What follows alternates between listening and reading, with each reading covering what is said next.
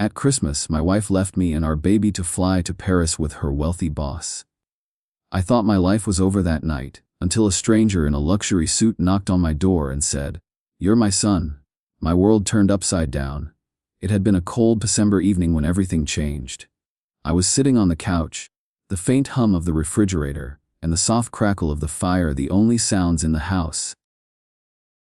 My daughter, Elise, was sleeping peacefully in her crib, her small hands curled around her favorite stuffed animal. The house smelled like cinnamon and pine from the holiday candles I had lit earlier, but despite the festive decorations, I felt anything but joyful. Athena, my wife, was supposed to be home by now. We had planned a quiet evening, just the three of us, like we always did. But she hadn't come home. Not yet.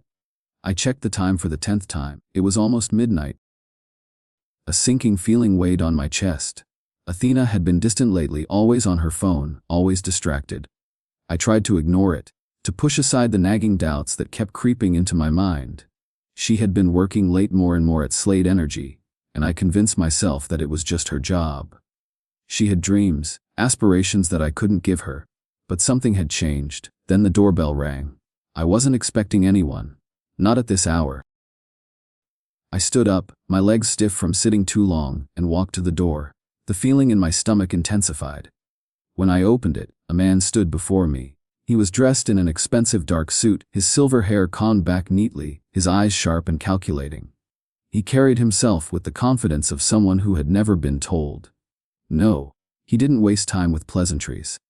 He looked directly at me and said, "You're my son."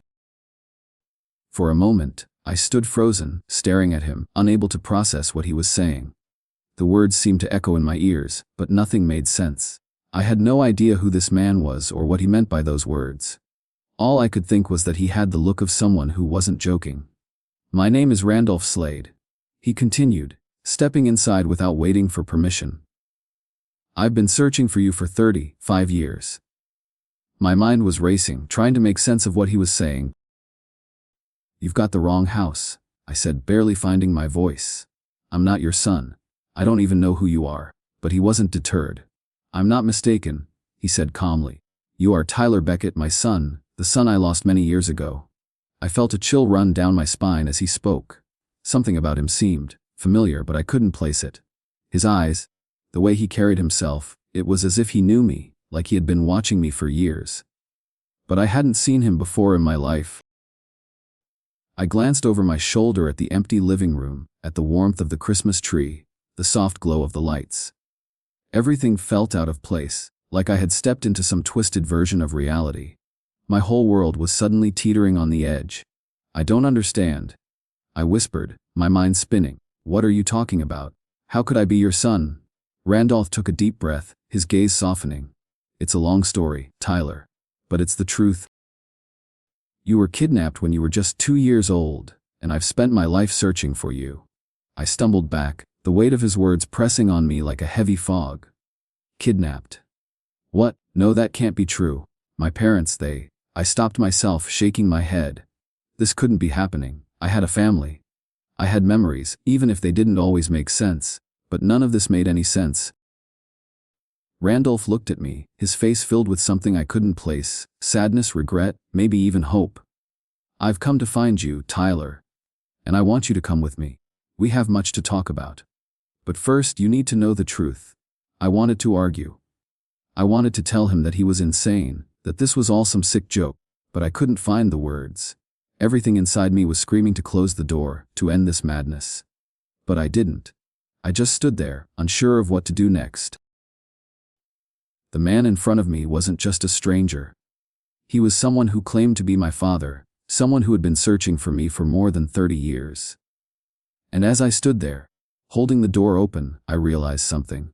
My life, everything I thought I knew, was about to change. And I had no idea how to handle it. I stared at the man in front of me, his words still hanging in the air like a heavy fog. "Kidnapped. This is insane," I muttered under my breath, not sure if I was talking to him or to myself. My heart was pounding in my chest, a dull throb that seemed to echo with each word he spoke. Randolph Slade took a step forward, his expression steady, but filled with something I couldn't quite read: sadness, maybe regret, or perhaps just the weight of a secret too long kept. I know this is hard to believe, but it's the truth. You were taken from me when you were 2 years old. Your birth mother, Eleanor, died giving birth to you, and after that my life. It's been spent looking for you." His words didn't make sense. They couldn't. I wasn't some lost child. I had a life. A family. My whole world was built around the of being ordinary, of being just like everyone else. I wasn't special, not in any way that mattered. Yet here he was, telling me that I wasn't who I thought I was. I shook my head, trying to push the thoughts away, trying to ground myself in reality. This doesn't make sense. I have parents. I grew up with them. I stopped myself, my throat tightening.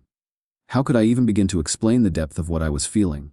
Anger, confusion, betrayal, a deep, gnawing fear that something about to be ripped away from me, and I wouldn't know how to survive it. "I know it's hard," Randolph said softly, almost as if he could sense the chaos swirling inside me. "But the woman who raised you, Aaliyah, was not your mother. She was a ruthless woman who wanted to control everything. When you were 2, she arranged for your kidnapping, paid a hefty sum to have you taken and raised far away, far from me. She was afraid that you'd inherit the Slade name, and she wanted to make sure that never happened." His words crashed into me like a wave, drowning my thoughts. My mind raced back through the years, back to the moments I thought I understood. The memories of my childhood, of my parents, all seemed so wrong now. I couldn't trust any of it. How could I have never known? How could I not have seen this coming? Aaliyah. The name felt like a weight on my tongue, bitter and foreign. I had trusted her, loved her, believed she was the one person who could never betray me. But it wasn't just her. It was everything I had built my life around. I looked back at Randolph, my hands trembling slightly as I tried to steady myself. "Why now? Why are you telling me this now?" My voice came out more desperate than I intended, like I was clinging to something solid, something that wouldn't break apart the moment I let go. Randolph's gaze softened, his expression filled with a mixture of sadness and urgency. "I've spent my whole life looking for you, Tyler. I couldn't just let you disappear, not when you were taken from me. I didn't know where you were, who had you, or what had happened to you. But I finally found you. I couldn't let you live your life not knowing the truth." I shook my head, trying to process everything at once, but it was like trying to catch 1,000 pieces of glass before they shattered. "So, what now? You want me to just believe you?" I said, the disbelief thick in my voice. "I don't even know who you are. You've shown up out of nowhere and are telling me that everything I know about my life is a lie. How do I trust anything you're saying?" "I don't expect you to trust me right away," he said, his voice calm but firm. "But I'm not asking you to. I'm asking you to understand that the man who raised you, the life you thought you knew, it's not the truth. I'm offering you a chance to come with me, to learn who you really are, and to know where you come from. You're my son, Tyler. You're a Slade." His words hung in the air, his presence like a magnet, pulling me in despite everything inside me that screamed to shut him out. I wanted to walk away. I wanted to slam the door and forget this had ever happened. But there was something in his eyes, a look of regret and longing, that made me hesitate. Something that told me that no matter how much I wanted to deny it, I couldn't. Not anymore. I glanced over my shoulder, the quiet hum of the house, the faint light of the Christmas tree, all feeling like they belonged to a different life now. My life, the life I thought I had. And yet, standing in front of me was a man who claimed to be my father, a man who was offering me a truth that I wasn't sure I was ready to hear, a truth that might just destroy everything I had built. "You're asking me to leave everything behind," I said quietly, more to myself than to him. "My wife, my daughter. Everything I know. You're asking me to step into a world I don't even understand. A world where none of this makes sense." Randolph nodded, his expression unwavering. "I understand it's a lot to take in. But you don't have to make a decision right now. Just know that the choice is yours. You don't have to keep living a lie, Tyler." The silence between us stretched, heavy and thick, and I found myself standing there, torn between the life I had always known and the reality that was being offered to me. I didn't know if I was ready to face it, if I could accept it. But one thing was certain, nothing would ever be the same again. "Let me think about it," I said finally, my voice barely above a whisper. Randolph didn't argue, just gave a slow nod. Take your time, he said. But remember, I'm here when you're ready. He turned to leave, and I watched him go, the door clicking shut behind him. I stood there for a long time, staring at the space where he had been. My heart was racing, my mind spinning, and I had no idea what I was supposed to do next. But one thing was clear. My life, my family, everything I thought I knew, it was slipping through my fingers. And no matter how much I tried to hold on, I knew there was no going back. The next few days were a blur. I went through the motions of my life, waking up, going to work, coming home, but it all felt hollow. I couldn't stop thinking about Randolph's visit. His words kept echoing in my head, louder than the noise of my daily routine. You're my son. Each time I tried to push the thought away, it came back, dragging with it the weight of everything I had just learned. I hadn't told Athena about Randolph's visit. I couldn't bring myself to. Even though she had left, even though I had no idea where she was, it felt wrong to discuss this with her. She hadn't earned the right to know about my life anymore. She had made her choice, and now I had to make mine. But the truth was, I had no idea what that choice should be. It was late in the evening when I finally made up my mind. The house was quiet, the only sound the wind rustling against the window, the soft glow of the Christmas tree still illuminating the living room. I picked up the phone and dialed Randolph's number. It rang twice before he picked up. Tyler, his voice was steady, warm and calm. Have you had time to think? I took a deep breath. Yes, I said, my voice shaking despite my best efforts to sound confident. I need to know everything. I need to know the truth. I'm ready.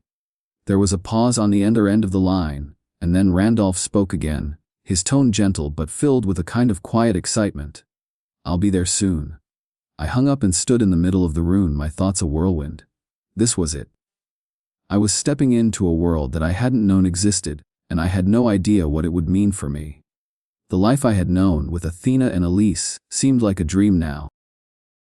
I didn't know where to go from here, but I knew I had to find out. I couldn't keep living in this fog of uncertainty. Not anymore. When Randolph arrived, he didn't waste any time. He walked into the living room with the same commanding presence I had seen before, dressed in the same dark suit, his silver hair gleaming in the soft light. He looked at me with a mixture of expectation and something else, perhaps hope, or maybe just a quiet understanding of the emotional battle I was facing. Are you sure you're ready? He asked. His voice was low, almost tender. I nodded, though my chest was tight, my mind racing. I don't know what this means for me, but I have to know. Randolph smiled faintly and sat down across from me. He took a moment before speaking, as if carefully choosing his words.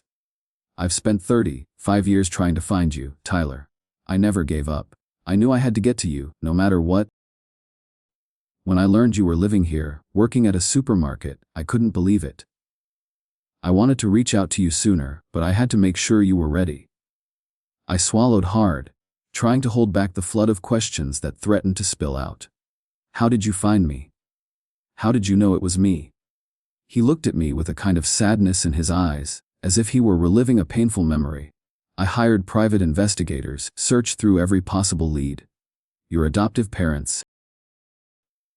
They were the ones who raised you, but they were part of a much darker plan. Aaliyah, your stepmother, was behind the whole thing.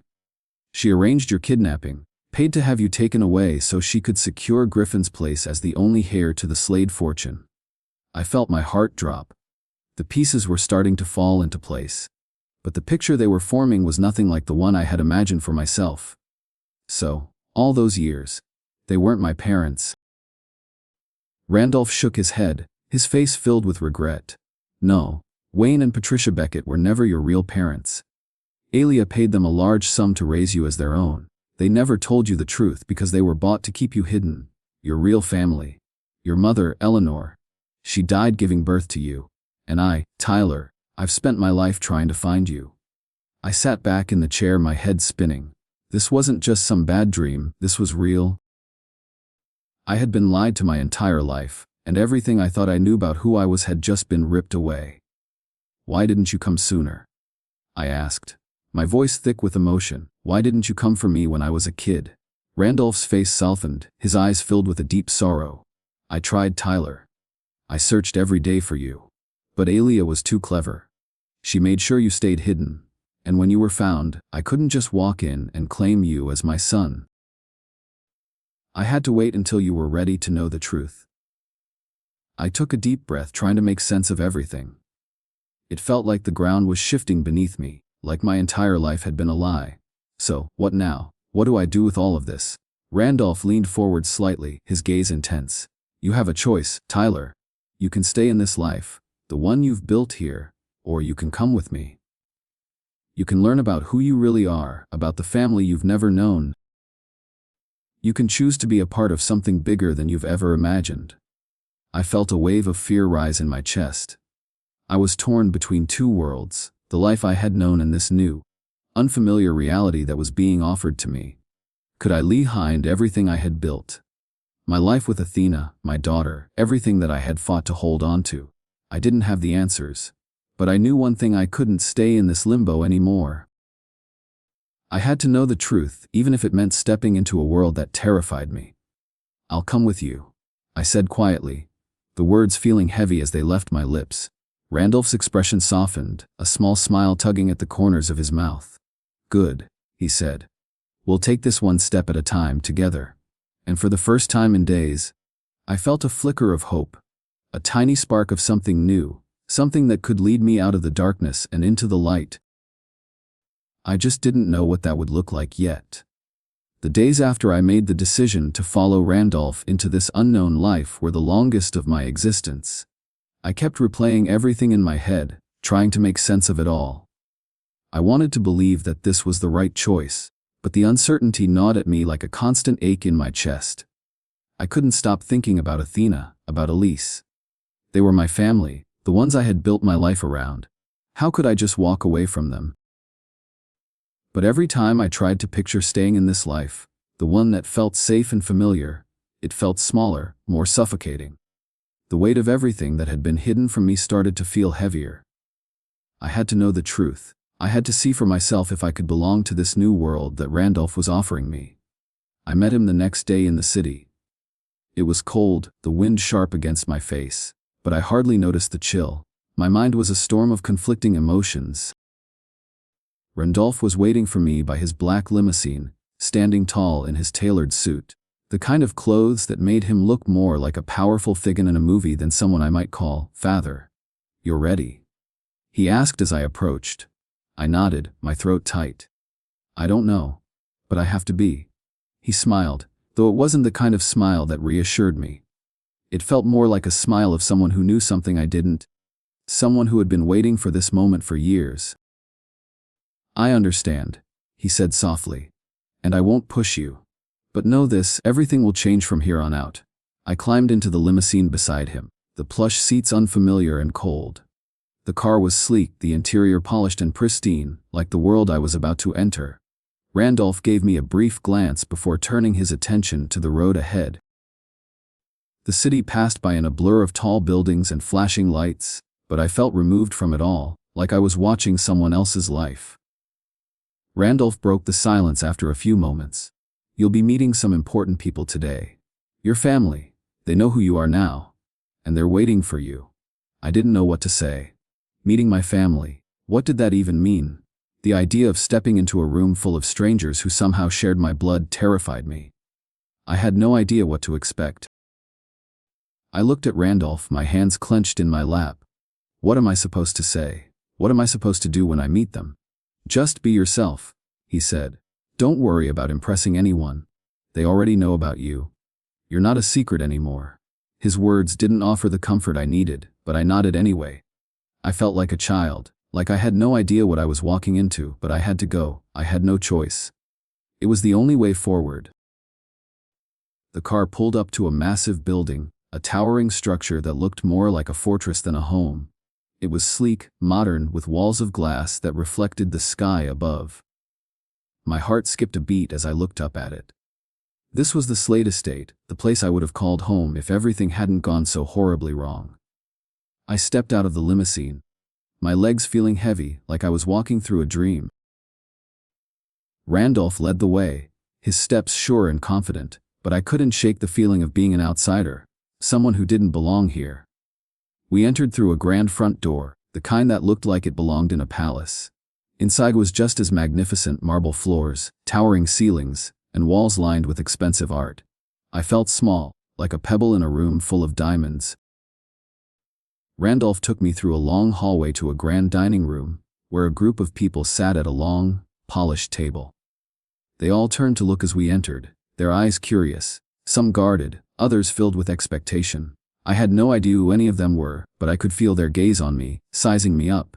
"Everyone, this is Tyler," Randolph said, his voice steady. "Tyler Slade, my son." The room fell silent. For a long moment, no one moved. I could feel my pulse quicken, the blood rushing to my ears as I stood there, suddenly the center of attention. These were my family, the people who shared my blood, and yet I felt like I was in the wrong place. Then a voice cut through the silence. A woman with sharp features, her hair pulled back in a sleek bun, stood up. She was older, but there was a commanding presence about her that sent a chill through me. "So, you're the one," she said, her voice cold but controlled. "The one who's come to take what's mine." The words hit me like a slap. I didn't even know who she was, but I could tell she didn't like me. And I could feel the weight of her gaze on me, like I was something beneath her. "Enough, Elia," Randolph said, his tone firm. "This is not the time for your games." Elia didn't seem fazed by his words. Instead, she turned her gaze to me, her eyes narrow. "You don't belong here," she said softly, almost too softly. "You never did." I stood there, unable to speak, unable to defend myself. What could I say? I didn't even know who I was anymore.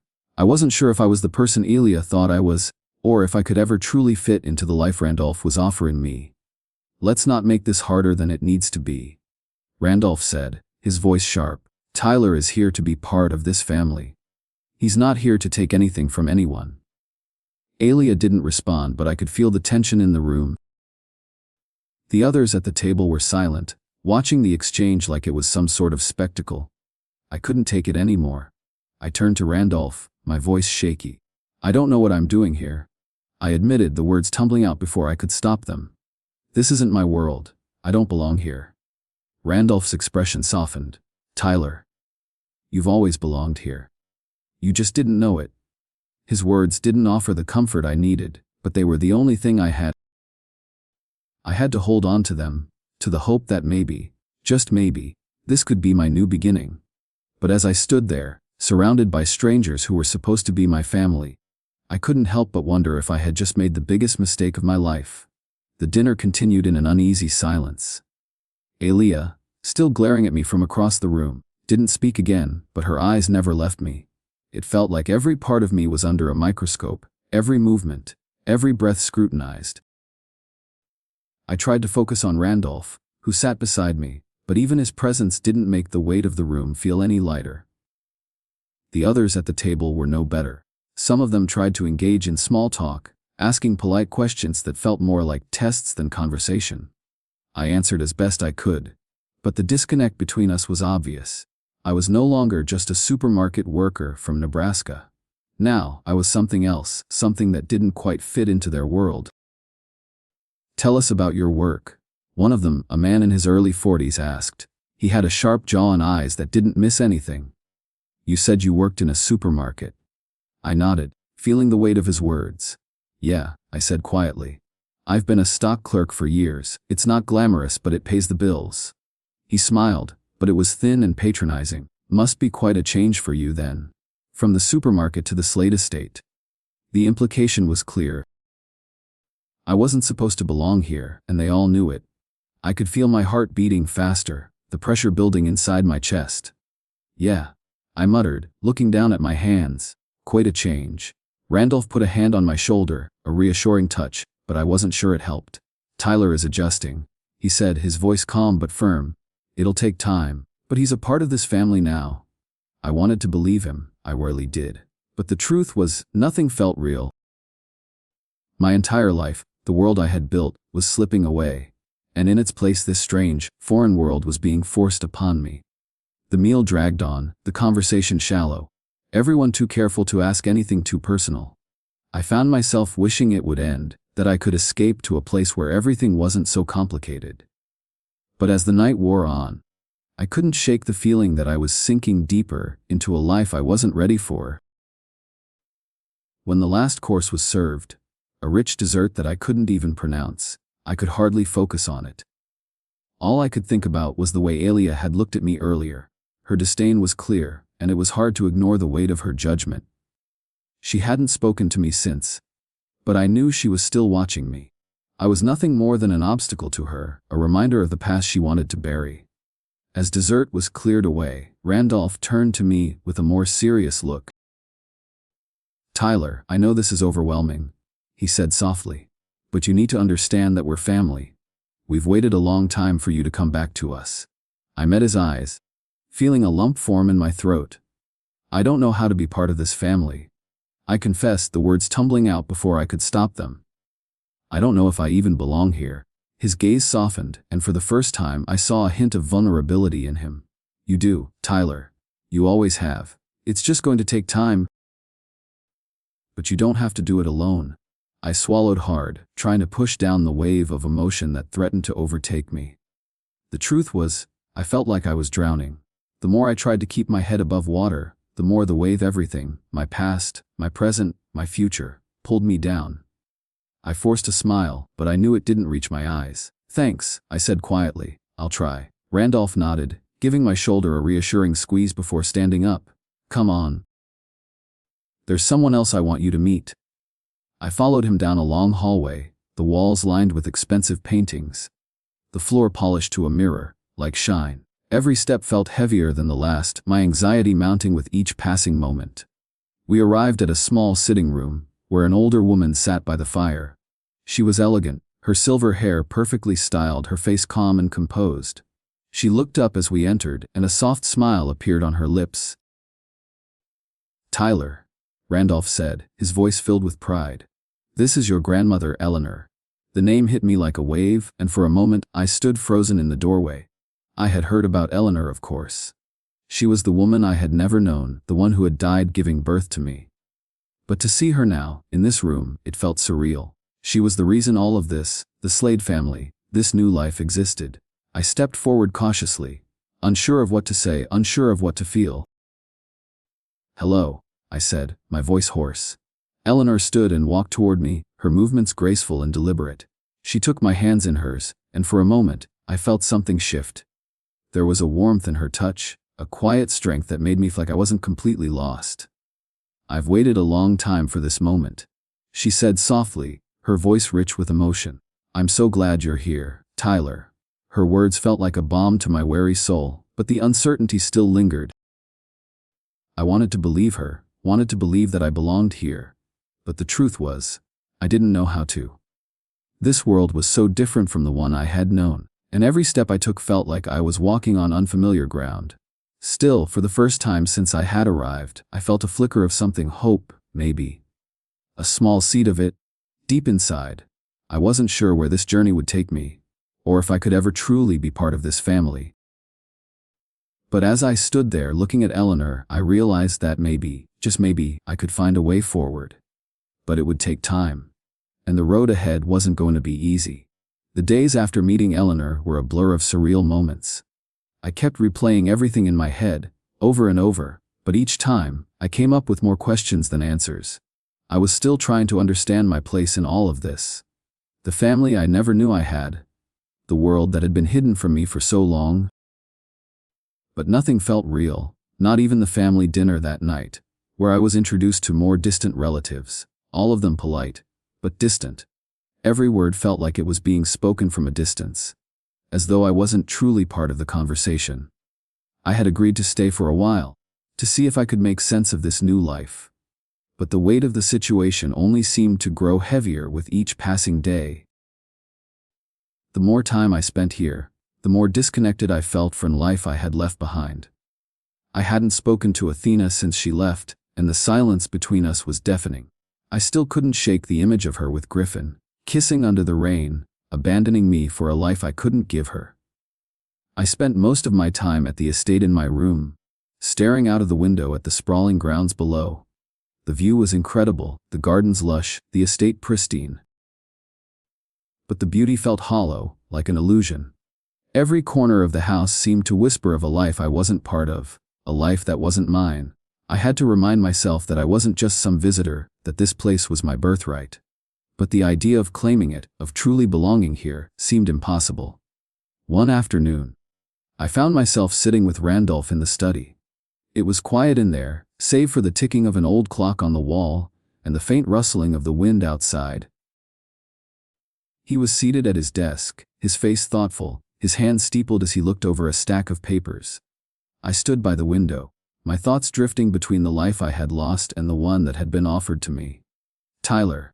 Randolph's voice broke the silence. "You've been quiet lately. I know this is a lot to process, but I need you to understand something."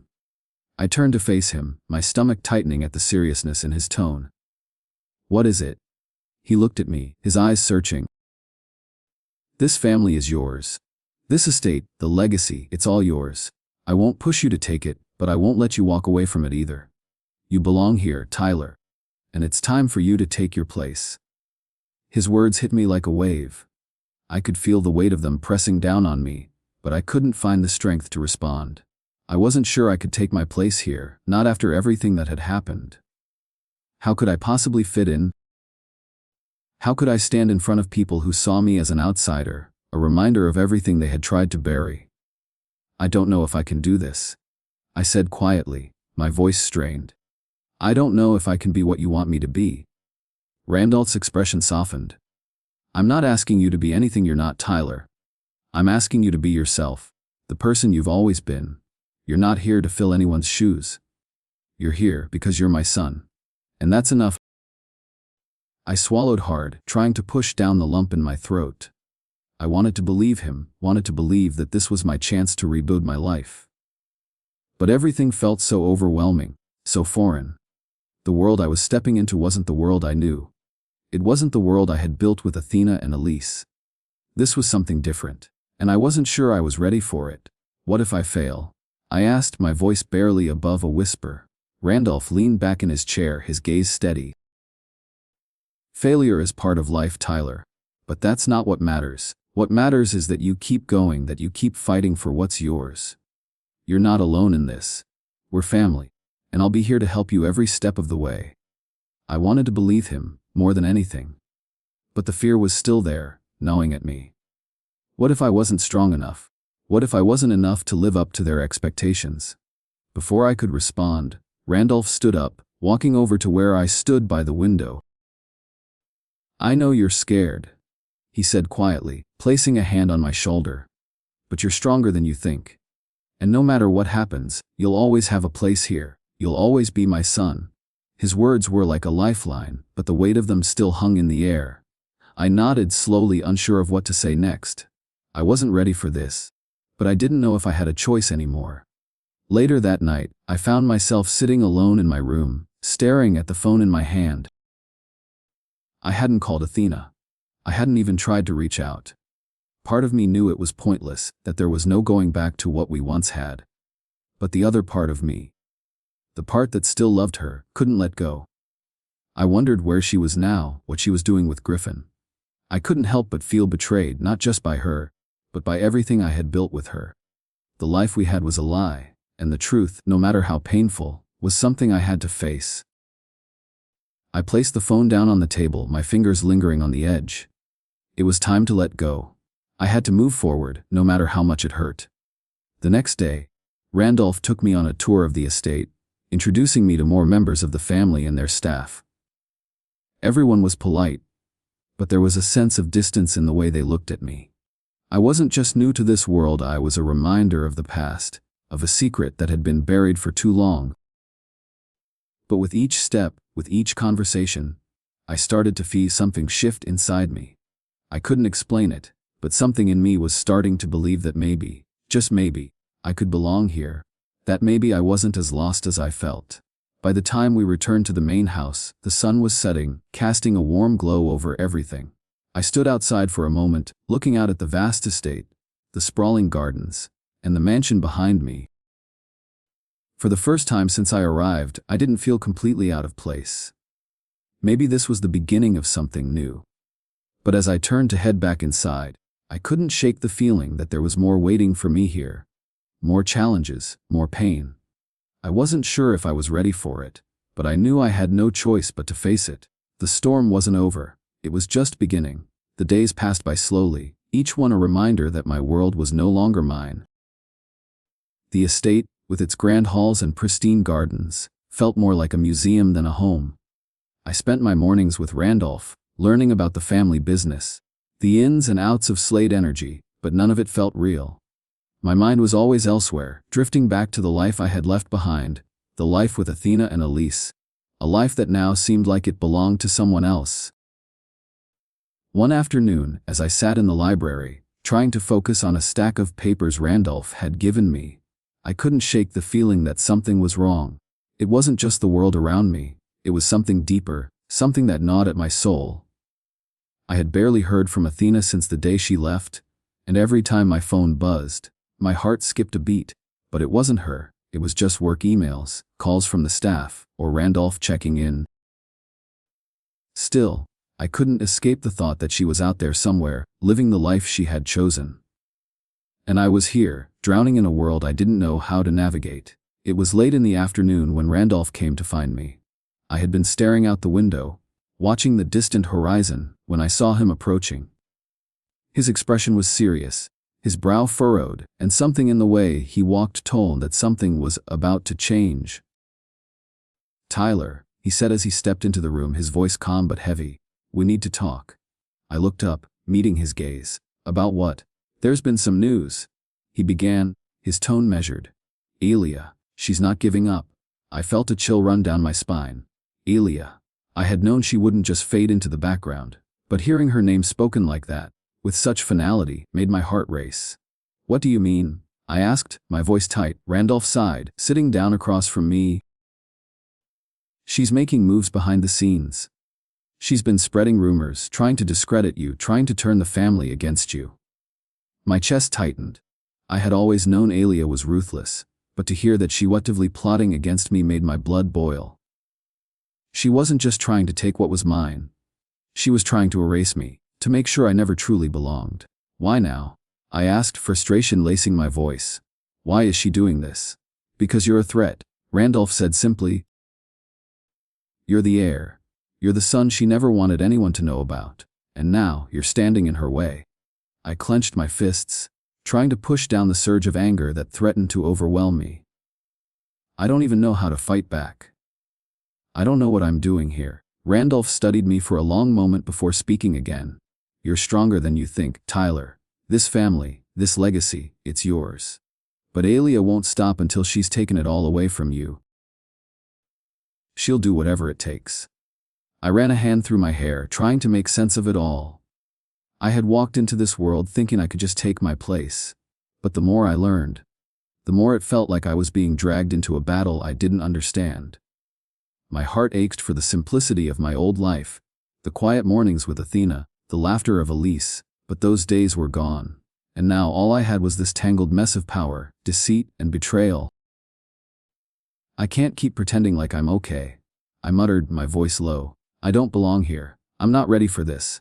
Randolph's gaze softened, and he reached out to place a hand on my shoulder. "You don't have to be ready," he said quietly. "I'll help you. I've waited my whole life for you to come home. You're not alone in this, Tyler." His words hit me harder than I expected. I had spent so much time fighting against this new life, trying to find a way back to the past, but I couldn't go back. Not anymore. I had to move forward, even if it terrified me. "I don't know how to fight her," I said, my voice cracking. "She's been in control for so long.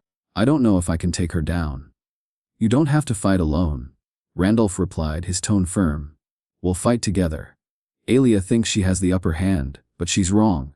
We have something she can't take away, family.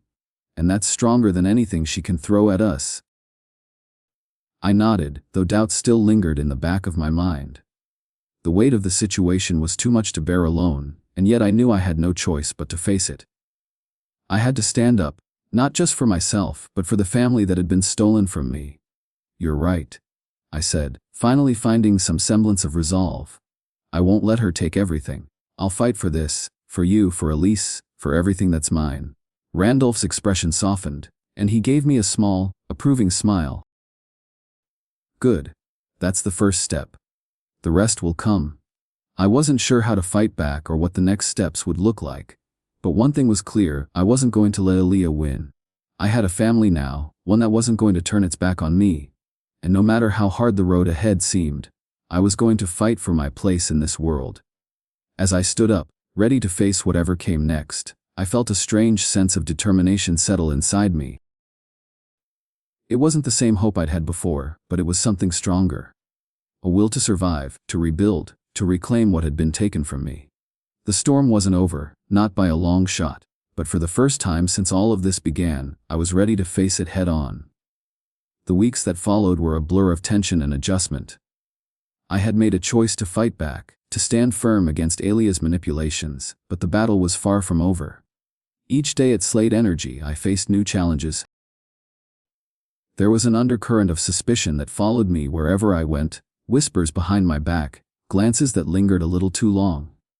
But I kept my head down, focusing on my work, determined to prove myself, not just to them, but to myself. Despite the obstacles, something shifted in me.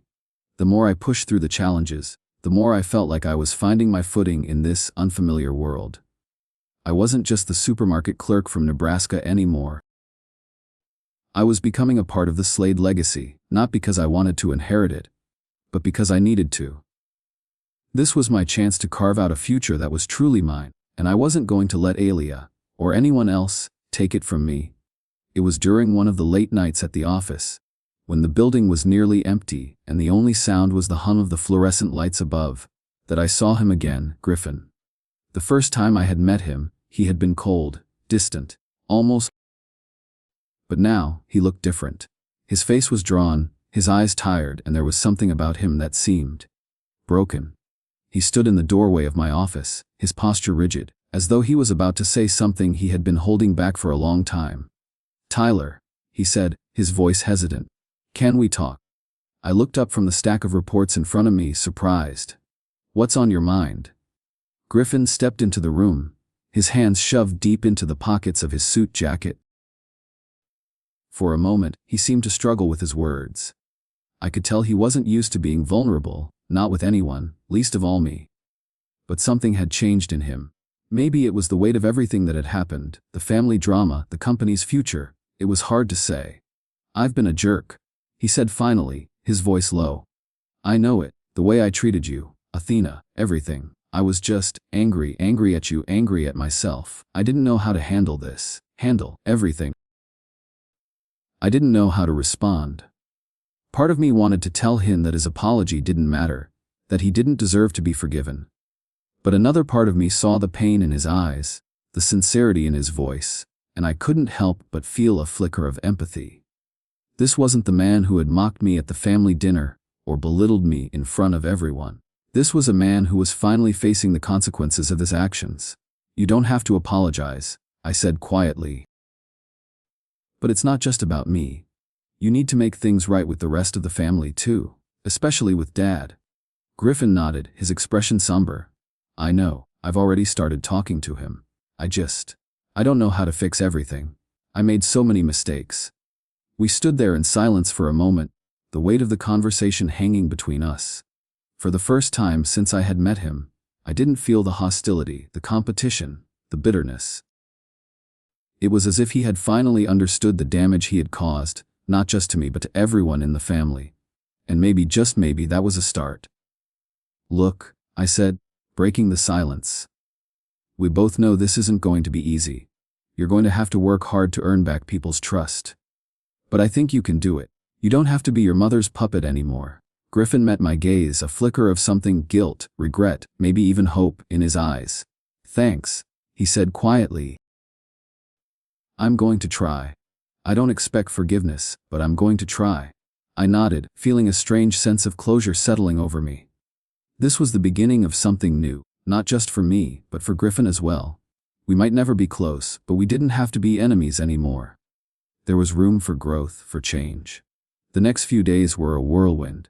Griffin began to make amends, not just with me but with the rest of the family, and I started to see the cracks in Aaliyah's armor. She wasn't as untouchable as she had once seemed. People were beginning to question her, to doubt her motives. And that, more than anything, gave me hope.